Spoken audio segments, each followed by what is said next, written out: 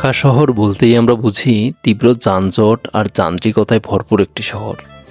কিন্তু বছরের ঠিক কয়েকটা দিন, বিশেষ করে ঈদের সময়, এই শহরটাকে যেন চেনাই যায় না। কি নিঝুম শান্ত একটি পরিবেশ।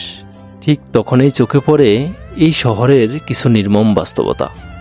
সবাই যখন ঈদের আনন্দে ব্যস্ত, যার যার বাড়ি ফেরে, তখন এই শহরের ফুটপাতেই বসে থাকে কিছু অসহায় পরিবার, যাদের নেই কোনো বাড়িঘর, নেই কোনো ঠিকানা।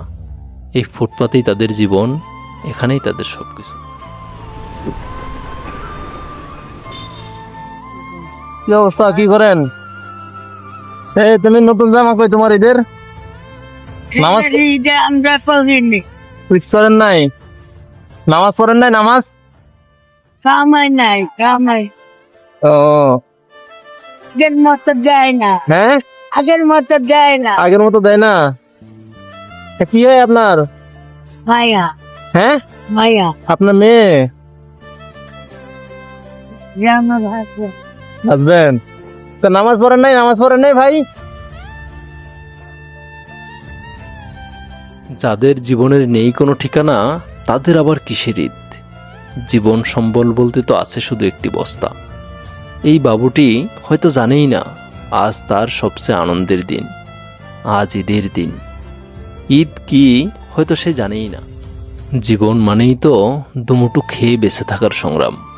আমি তাকে বেশি সাহায্য করতে পারিনি, কিন্তু বাচ্চার মুখের হাসিটা দেখে মনে হলো এটাই ছিল আমার সবচেয়ে বড় পাপ।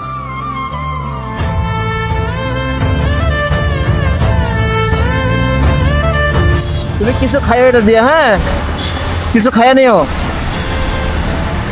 ঠিক আছে ভাই।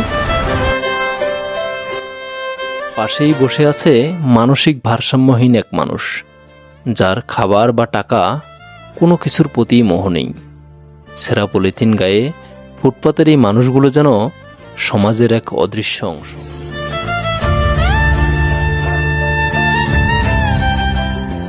কিছু খাবেন? কিছু খাবেন না? টাকা দেবো কিছু?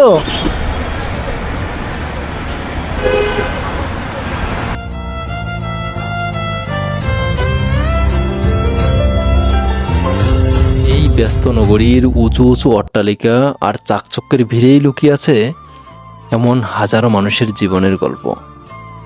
এই মানুষগুলোর জন্য ভালোবাসা চেয়ে আজকের মতো এখানেই শেষ করছি। ভালো থাকুন।